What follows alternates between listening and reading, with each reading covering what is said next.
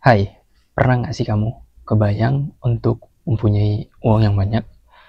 Ya, seenggak-enggaknya dapat 1 million rupiah pertama kita, dapat 1 miliar pertama kita.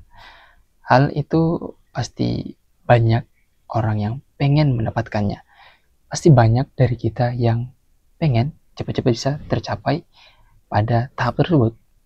Karena dengan adanya uang sebanyak itu, pasti kita kepikiran nih untuk bisa membeli apapun yang kita inginkan. Hal itu dalam pikiran kita tentu tidak salah ya. Tapi perlu kita pahami bahwa gimana cara agar ketika kita dapat 1 M tersebut, 1 million rupiah tersebut, bisa bantuin kita sampai jangka panjang. Bisa pun itu bisa berlipat ganda. Bisa juga lebih baik dan lebih baik lagi. Nah, aku dapatin salah satu podcast dan kemudian aku juga merefleksikan dalam sebuah buku yang aku baca, di mana di situ dibilang bahwa ketika kita mendapatkan 1 miliar pertama kita gunain caranya agar bisa tepat dengan cara ini. Yang pertama itu ketika jangan kita menganggap bahwa kita sudah berubah dari awalnya. Maksudnya jangan menganggap bahwa diri kita lebih hebat dari sebelumnya. Karena kebanyakan orang ketika telah memiliki uang yang lebih banyak dari sebelumnya, ya 100 juta pertamanya, 1 M pertamanya, pasti dia akan merasa lebih hebat dari orang lain. Ya, kalau kamu hari ini yang mendengarkannya bahwa kamu tidak, pasti aku tidak akan seperti itu, bro. Pasti aku akan biasa aja ketika mempunyai step. Ya, mungkin saat ini, tapi nggak tahu ke depannya. Nanti cobain ketika kamu punya 1 M, ketika kamu udah punya, gimana reaksi dan gimana sikap yang akan bakalan berubah dari kamu.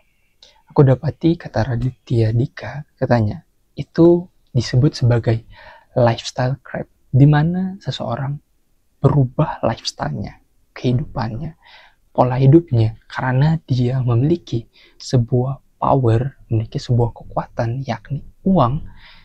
Ya, dengan adanya uang tersebut, dia bakalan berubah sikapnya, mentalnya bakalan berubah, melihat orang lain yang sebelumnya mungkin dia pernah merasakan pada posisinya.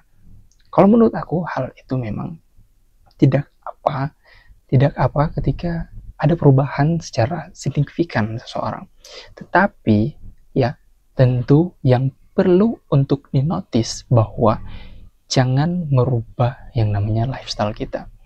Jangan merubah yang namanya gaya hidup yang awalnya kita nggak boros, tapi ketika kita memiliki uang yang banyak, memiliki kekayaan yang lebih melimpah, ya kita melakukan hal yang boros, beli ini beli itu tanpa mikir panjang. Hal itu yang pertama yang perlu untuk kita pahami. Jangan sampai menganggap bahwa kita lebih hebat dari sebelumnya atau merubah lifestyle crap. Hal yang kedua adalah kita harus pahami dana abadi. Apa sih itu dana abadi? Dana abadi itu sebenarnya adalah dana pensiun.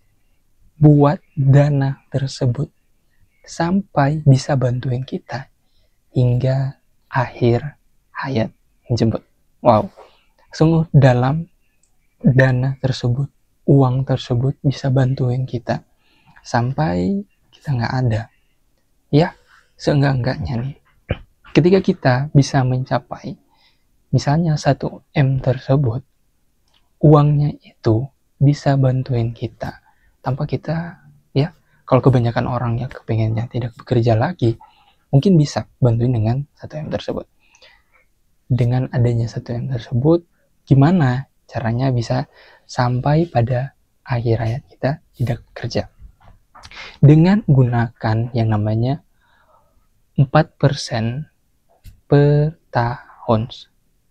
Aturan 4%. Gimana?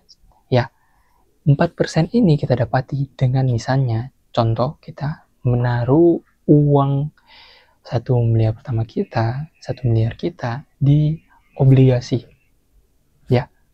obligasi yang kita ketahui bahwa itu bisa memberikan return 6-7% per tahun. Nah, dari 6-7% tadi ya, kita bisa ambil 4%-nya dan sisanya kita reinvest lagi. Kita biarkan di investasi kita. Ada banyak investasi sebenarnya. Tapi kalau memang mau kita safety, ya boleh gunain obligasi. Ya, seenggak itu merupakan instrumen keuangan yang paling safety dan menurutku itu paling oke.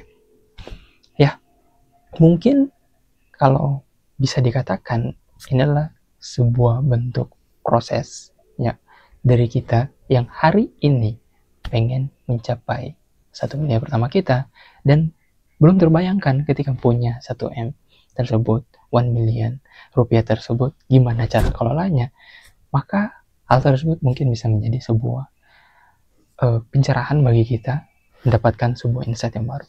So, gue Bro Rian, jangan lupa untuk tuliskan pendapat kamu di kolom komentar. Thank you. Goodbye.